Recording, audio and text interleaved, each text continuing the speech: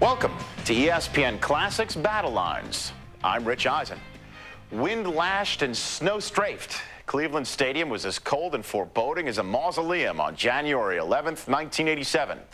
While the dog pound howled in full throat for the AFC Championship game, prodigies John Elway and Bernie Kosar blew on their hands and swapped spirals. With Elway manufacturing magic, the Denver Broncos were about to unfurl one of sport's fantastic finishes, forever known as the drive.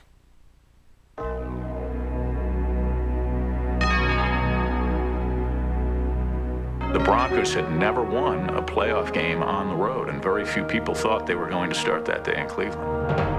One of the great things about being on a team that's quarterbacked by John Elway is you know you've always got a chance. His team's down 7. He's on the 1.5-yard line at Cleveland with about 80,000 people cheering against him. 98 yards is just too much. At the end of a championship game in Cleveland, it's just too much. Starting from the enclosed end, where all of this noise is rising to a fever pitch, and they're heading for the dog pound. They have no shot. Everybody looked at that and said, there's no way anybody's driving the Broncos 98 yards against this team in this stadium on this day. Every person has certain defining moments. This is a defining moment for John Elway's entire life. Elway just started attacking with play. He seemed to have more confidence. He threw the ball harder. His receivers just caught everything at that point. The drive, it was just like standing there and watching an earthquake. There was nothing you could do. I can't begin to describe to you, play by play, him coming from the 1-yard line, his own 1-yard line, in the mud, and going up to the hurry-up offense and beating the clock. It was just like somebody was like shooting you in the shoulder, and then in the right forearm, and then in the left foot. It was just like a slow death. It's something that if you wrote it off, nobody would believe you. Nobody would believe that ever happened, and it did. Everyone had a prediction for this game, and everyone had a perception of the opposing quarterback. The feeling going into the AFC Championship game was that Bernie Kosar was probably the more likely of the two guys to emerge as a championship quarterback. He had done it at Miami. Bernie was the super smart guy who had graduated in 3 years and went to play for his dear old hometown team. John sort of wore the black hat going into that game as far as the national media was concerned. While he was at Stanford, they'd not gone to a bowl game, so there was still some press that would say, well, you know, he's got great talent, but he hasn't won anything big. Some people were very conflicted about what Elway represented to this city, either the ultimate superstar for some or the ultimate fraud to other people. A lot of times that's how you're judged. It's how you play in those big games, and this was definitely the biggest game that I'd ever played in my life. All the people on the field that day, there was more pressure on John than anyone else. For a city that was long the object of derision and ridicule, the Browns seemed the only way to remove the mistake by the leg. Cleveland has always been a town that has fought an inferiority complex. Most people that are Cleveland Browns fans grow up in Cleveland, live in Cleveland, root for Cleveland Browns, and they pass away in Cleveland. The Browns represented the hope of a community. It gave Cleveland national acclaim. The city of Cleveland needed something to rally everybody together, and it happened. There was a place called Dog Pound in Cleveland Stadium. It kind of captured the junkyard dog, when cornered type of team that this was. And I think the city took to that image a great deal. Very few football teams wanted to come to Cleveland to play in the Dog Pound because of how they was going to be mistreated on their way to the stadium, in the stadium, and leaving the stadium. Bringing in a burlap sack bag of dog bones is like, yeah, this is where the guy's lunch, right? Being bombarded with dog bones. And I'm not talking about your little chewables, those big, huge dog bones. As you walked in the end zone, you would literally crunch all the way through the end zone. Hit by one, you know, they call it the funny bone, but it's not too funny when they hit you. The cry was, don't take your helmet off. Don't take your helmet off. I heard was ding, ding, you know, ding, ding, coming off the helmet. I walked over to one of the referees and I said, well, what are we going to do about this? Our whole goal was to try to get their heads out of the game. A thought behind the mania and the madness. Even by their own passionate standards, Browns fans were hyperventilating in anticipation of the AFC Championship game. Everywhere you went, every hotel, every restaurant, there was a Cleveland Browns fan telling you that we was going to the Super Bowl. Going into that return, there were Bronco haters. They had fire hydrants painted with our uniforms on them and our numbers, and they had dogs going potty on the fire hydrants. The statues had Cleveland Browns helmets on them. I had never seen a whole city react to football the way the city of Cleveland was reacting for that game. Newscast, every sportscast opened with the Browns. Movement, TV, radio, newspaper, it was the lead story. It was the only story. There were a number of radio stations the day before the game. They released what hotel that the Broncos were going to be staying at. We got off the bus as we got to the hotel. There's a large crowd. People were barking at us. 2 nights we stayed there, it seemed like there was 10,000 Cleveland fans outside our hotel chanting and trying to keep us from going to sleep. They stayed up most of that night, driving their cars around our hotel, blowing their horns. The fans really started this psychological warfare a couple of days before the game actually was played. We definitely knew when we drove in there that we were in a hostile area, even more so when we got to the stadium.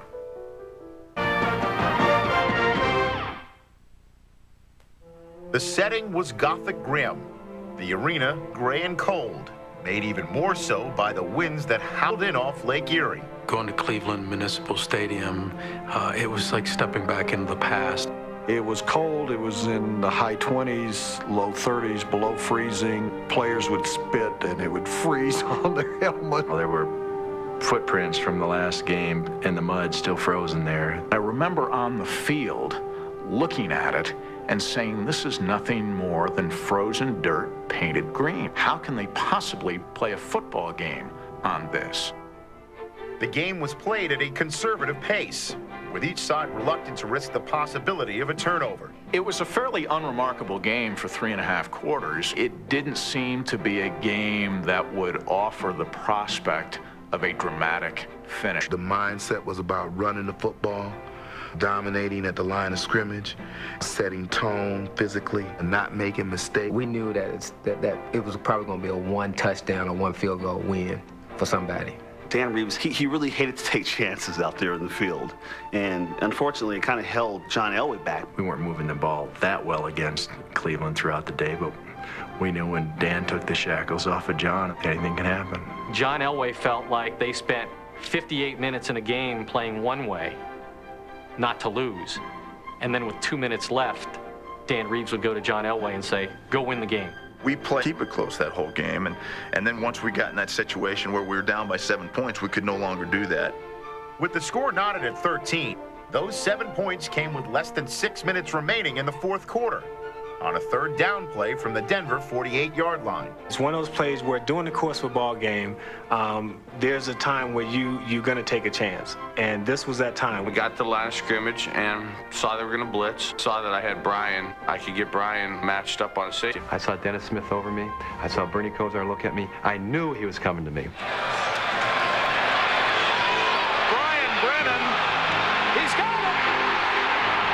We were situated atop the stadium, and we could feel it shaking beneath our feet. I was literally shaking, having caught the pass that's going to propel us to the Super Bowl. You looked over at the Browns bench, and they were all high-fiving each other. They thought it was over with. Press box at that point cleared out. Everybody went down for their interviews. I left the press box knowing that we were going to go to the Super Bowl. Cleveland had momentum, and that's the kind of momentum that you want going into the final stages of the game. They get a big break. They're at home in front of 80,000 crazed Browns fans. We were in trouble, and we knew it.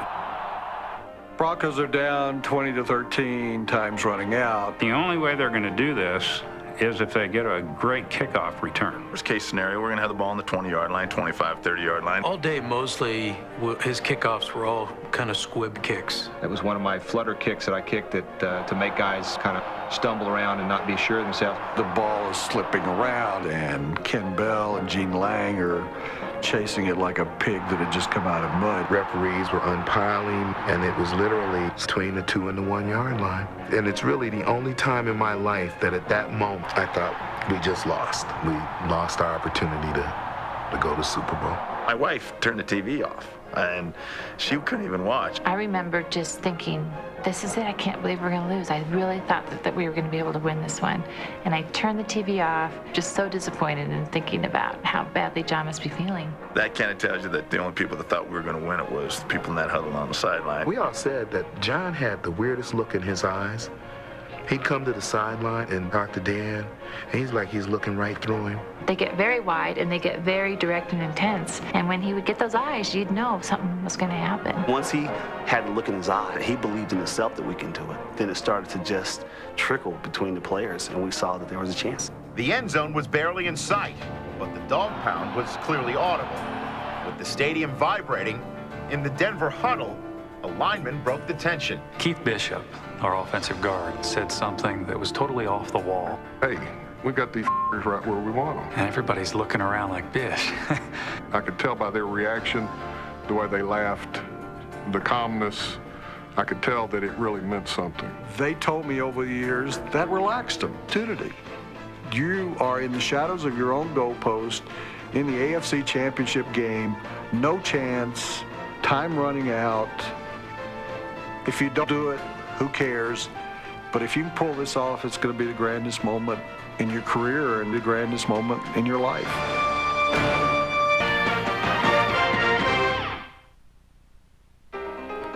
Although he needed to go 98 yards, John Elway had a major ally, the clock.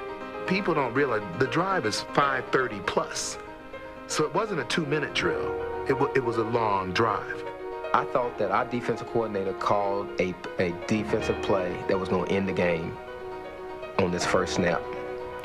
He called a blitz. If Elway drops back 7 yards, should get sacked. First play was a 3-step drop, so no matter what blitz they have, the ball's going to be gone quick enough to where the blitz shouldn't be able to get there. He doesn't get sacked. They had a couple of plays, and then it was 3rd down and 2, and they gave the ball to Winder, and he made a first down by about a yard. When he got that first down, I started thinking, why can't they hold him at the 1.5-yard line? Once they get a lead, even if it's a 3-point lead, 7-point lead, they get very conservative. They knew we had speed. John Elway was a great quarterback, and they knew that in a split second he could throw the ball deep. We tried rushing 3 linemen and putting all our guys back in coverage, which is ridiculous because at that point John has all the time in the world. The quandary for their coaching staff and for them was, is it prevent? Are we playing regular? What are we going to do here? And John had them in that bind mentally from the time he started that drive. The drive hit a speed bump when the Browns sacked Elway, leaving the Broncos with 3rd and 18 at the Cleveland 48.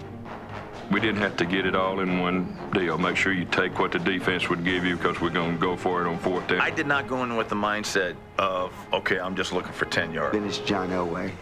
Get half of it.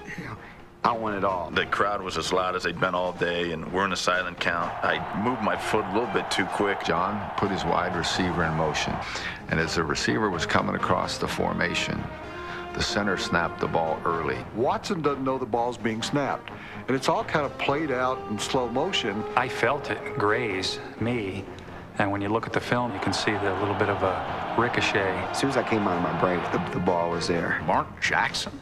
Here was a guy in training camp who couldn't hold a pass, and he's catching a 3rd and 18 pass. He's a factor. You asked Marty from one play that he would like to have over in that drive. I'm sure that was it. We couldn't believe that they were moving the ball like they were because they had not done it all day long. It was just like, get him, get him, get him. Okay, get him, get him, get him. Was in tune with his receivers, and they would break off their patterns and break deep, and John Elway would break out of the pocket and hit him deep. When we started turning it loose, it was almost things they hadn't seen the whole game, and so it was almost a new look for the defense. They were the ones who were always, instead of punching, they were counter-punching. They were always trying to figure out, boy, what do we do next? They became tentative. They didn't want to make a mistake. They'd rather give a few yards without giving up the big play. You could see that the defense kind of had doubt in their mind. They wore it all over their face. Our sideline was going lower and lower and lower. If those guys were up on their feet, jumping, it was just something you couldn't stop. When Elway took off on a 9-yard scramble, he landed on the Cleveland 5, a yard shy of a 1st down. At 3rd down and 42 seconds left, the Broncos rose with a bullet. 20-13 Browns.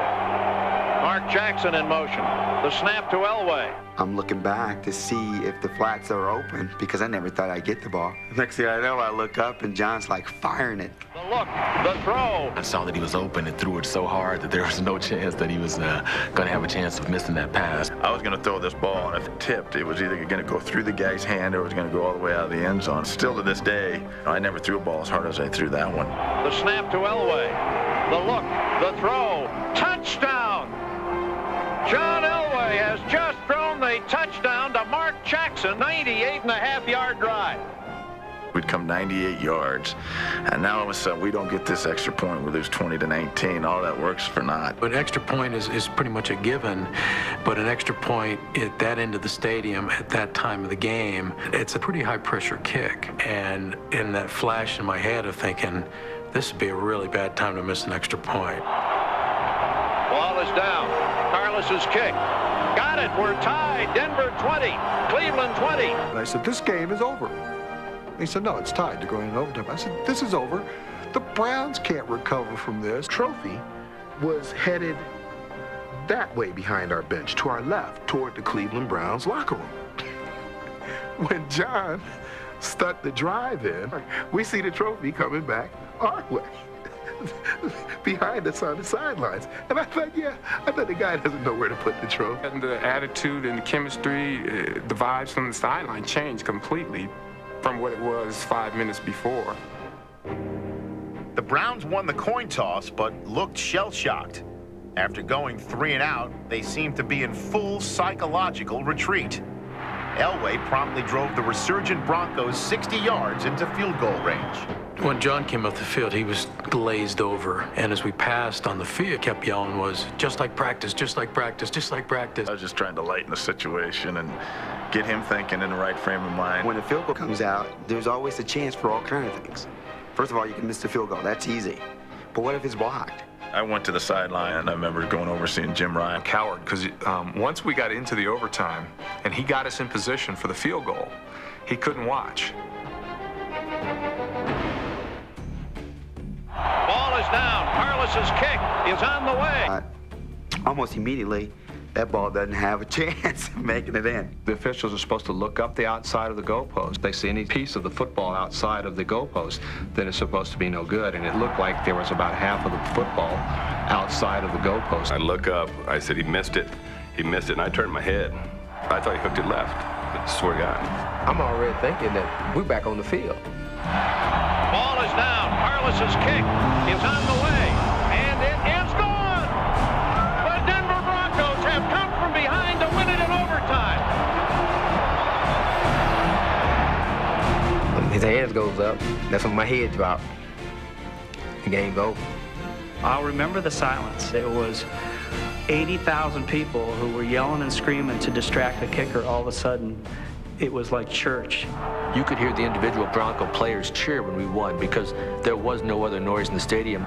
This stadium that we could not hear ourselves think in is now so quiet, and it's just this group of 50 guys jumping up and down in the middle of the field. There were people literally in shock with what they'd just seen. Remembering the tormenting they had endured from the Browns fans, the Broncos clearly relished their win. We get on the buses on the way to the airport. Jackson told the driver, and the buses drove around the hotel and honked their horns. The player opened up all the windows. We drove around the hotels going whoop, whoop, whoop. Barking all the way to the airport. You know, it was just one of those great moments that you usually only get to have as a kid. And we got to have it as an adult.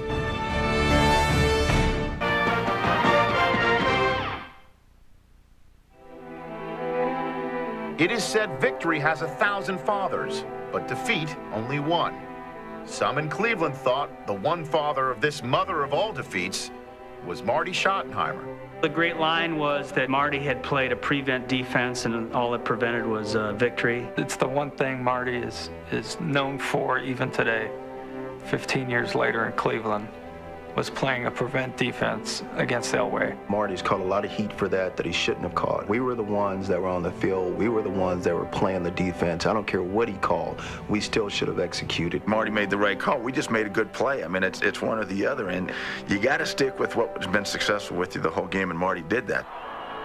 The Browns had resolutely stuck to their game plan, which was designed to force John Elway and the Broncos to be perfect. At the end, that's exactly what they were. You learn from your losses, and you learn from your victories. And we learned a lot from that loss, especially about John Elway. That game was kind of my coming out party because I think there was a lot of doubt before that whether I'd ever be a good quarterback or not, or a great quarterback or not. That was the game that pushed him over the top as being someone who was worth a #1 draft choice, and all of the press and all of the adulation was validated in a 5-minute period in one game. And it was the game that put John Elway on the map as the greatest comeback quarterback maybe in the history of the NFL. The Broncos and Elway lost that Super Bowl to the Giants. 11 years later, after 2 more Super Bowl losses, Elway and Denver finally seized what had eluded them for so long. It was an end to a journey that had begun on a cold day in Ohio. They were champions that year. Even without the World Championship trophy, they were considered champions, certainly here in Denver, for the game they won that day in Cleveland. It made Denver as a franchise more legitimate, gave us more credibility. They weren't known anymore as the funny little team in those weird orange uniforms. They were known as a team that had actually done something worthy of celebration. There was a respect about what we had done, no matter who you were rooting for. I thought even Cleveland's fans understood that. The old saying is, 10 days from now, you don't remember how you won it. All you know is you won it. But you always can remember how you lost the Denver game. The Broncos are a hated team in Cleveland, but they're respected. They were on the 1.5-yard line, down by 7, on the road, and they took it. The best team won that day. That day, the best team won. The Cleveland Browns were supposed to win that day on their home field, and if they couldn't do it that day, any game they might play after that of any significance, Denver was destined to win. Three times in the 1980s, the Cleveland Browns sat 1 game away from the Super Bowl. And 3 times the Denver Broncos denied them. It all started on the day John Elway secured his reputation as a defier of time and circumstance. The day Elway engineered the drive. For ESPN Classic's Battle Lines, I'm Rich Eisen.